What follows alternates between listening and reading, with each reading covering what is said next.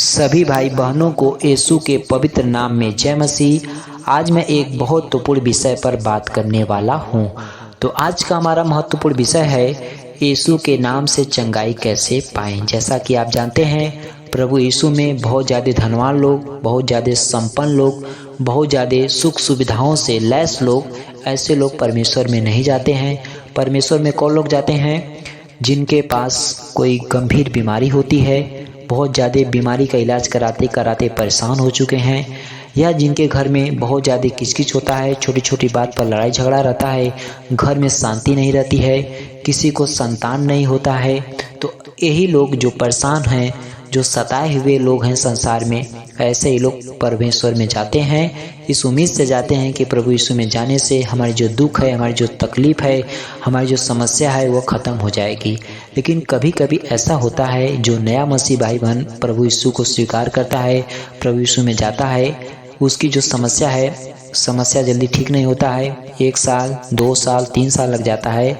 तो ऐसी स्थिति में जो व्यक्ति नया नया प्रभु यीशु में गया रहता है, वह घबराने लगता है कि मुझे संसार में कहीं आराम नहीं मिला, मैं परमेश्वर में जा रहा हूँ, वहाँ पर भी मुझे कुछ आराम नहीं मिल रहा है। तो ऐसी स्थिति में वह क्या करता है? परमेश्वर से दूर भागने के बारे में सोचता है कि मैं जैसे पहले था वैसे ही रहूँ, क्या ज़रूरत है यहाँ पर जाने के लिए।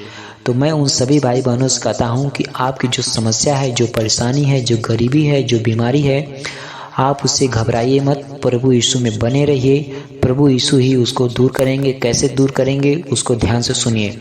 आप प्रतिदिन सुबह में जब भी उठें, सुबह में उठने के बाद, बिस्तर छोड़ने के बाद प्रभु यीशु का धन्यवाद दें। बोलें कि हे परमेश्वर, आपने पूरी रात अच्छे से बिताया, इसके लिए प्रभु आपको कोटि कोटि धन्यवाद देते हैं। और आपने जन्म से लेकर अभी तक जो आपने इस धरती पर पाप किया है, उस पाप को याद करिए, परमेश्वर के सामने उस पाप को स्वीकार करिए। चाहे जैसा आपने पाप किया है, उन सभी पापों को परमेश्वर के सामने स्वीकार करिए और परमेश्वर से विनती प्रार्थना करिए कि आगे से मैं इस पाप को दोहराऊंगा नहीं। उसके बाद जो आपकी समस्या है वो परमेश्वर से सामने रखिए, परमेश्वर को बताइए कि हे परमेश्वर, हमको ये बीमारी बहुत ज़्यादा परेशान कर चुकी है, इस बीमारी का इलाज कराते कराते मेरा बहुत कुछ नुकसान हो चुका है, बहुत ज़्यादा पैसा नुकसान हो चुका है। तो ऐसे आपको परमेश्वर से प्रतिदिन में क्या करना है? बात करना है और परमेश्वर से हमेशा विनती प्रार्थना करते रहना है और सच्चाई के रास्ते पर चलते रहना है। जब तक आपको उस समस्या से निजात नहीं मिल जाता है, तब तक आपका सुबह, दोपहर, शाम तीनों टाइम आपका घुटना परमेश्वर के सामने टिकना चाहिए। तभी जाके आपकी जो परेशानी है वह ठीक होगी।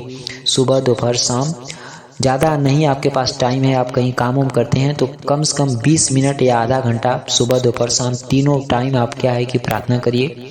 यदि कोई बीमारी है आपके अंदर, जैसे मान लीजिए कि किसी भी व्यक्ति को टीबी रोग हो गया है, तो वो क्या करे कि परमेश्वर से हमेशा बात करे, हमेशा उसके मन में डोलता रहे कि हे परमेश्वर, मेरी टीबी का रोग खत्म हो जाए, टीबी का रोग खत्म हो जाए, प्रभु यीशु के नाम से मेरा जो टीबी का बीमारी है वो खत्म हो रहा है, खत्म हो रहा है। ऐसा जो है कि आपको अपने मन में हमेशा गुनगुनाते रहना है, हमेशा गुनगुनाएंगे।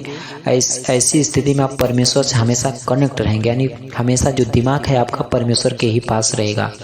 आपको कोई बीमारी है, मान लीजिए कि आपको माइग्रेन की समस्या है, दिमाग में बहुत ज़्यादा हमेशा दर्द बना रहता है, तो आप परमेश्वर से बोलिए, प्रभु यीशु के नाम से मेरा जो सिर दर्द है वो ख़त्म हो रहा है, ख़त्म हो रहा है, ख़त्म हो रहा है, प्रभु यीशु के नाम से ख़त्म हो रहा है। ऐसा आपको मुंह से नहीं, मन में बोलना है, कोई सुनने ना पाए, मन में बोलना है। आप गाड़ी चला रहे हैं, बस में जा रहे हैं, कहीं पे हैं, बस आपका ध्यान होना चाहिए कि प्रभु यीशु के नाम से मैं चंगा हूँ, मेरा सर दर्द ठीक है, ठीक है, ठीक है। जब भी आपको लगे कि ऐसे बोलना है तो आप बोलिए, प्रभु आपको ज़रूर आपकी जो इच्छा है पूरी करेंगे। ऐसा करिए, आप यकीन मानिए 10 से 15 दिन के अंदर आपको रिजल्ट मिलना चालू हो जाएगा।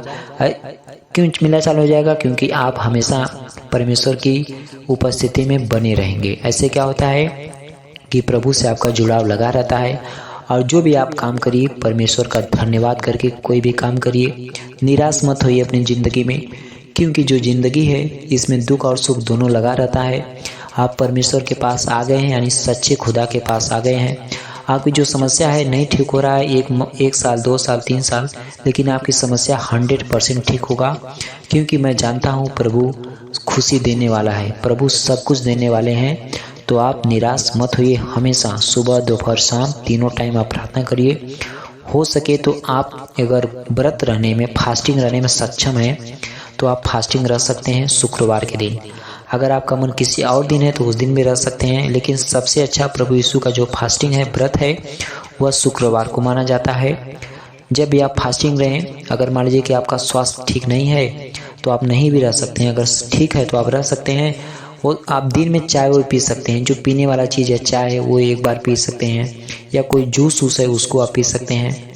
और सूरज डूबने के बाद, शाम को सूरज डूबने के बाद आप जो अपने घर पे जो भी खाना बनता है उसको खा सकते हैं। तो ऐसा यकीन मानिए दोस्त कि आप परमेश्वर में बने हैं तो बने रहिए, निराश मत होइए, घबराइए मत अपनी बीमारी को लेकर, अपनी परेशानी को लेकर। आप सच्चे खुदा के पास हैं, आप प्रभु से विनती प्रार्थना करते रहिए और पाप से दूर रहिए। जब तक आप पाप से दूर नहीं होंगे तब तक आपको चंगाई नहीं मिलेगी, क्योंकि प्रभु को सबसे ज़्यादा नफरत पाप से होता है, गलत कामों से होता है, गंदी जुबान से होता है। तो परमेश्वर को ये सब पसंद नहीं है। तो आपको अगर जल्दी ठीक होना है तो जो गलत दोस्त हैं लोग, जो हमेशा बुरी बुरी बातें करते हैं, उल्टा पुल्टा बात करके लोग हंसते हैं, तो ऐसे लोगों से आपको दूरी बना लेना है।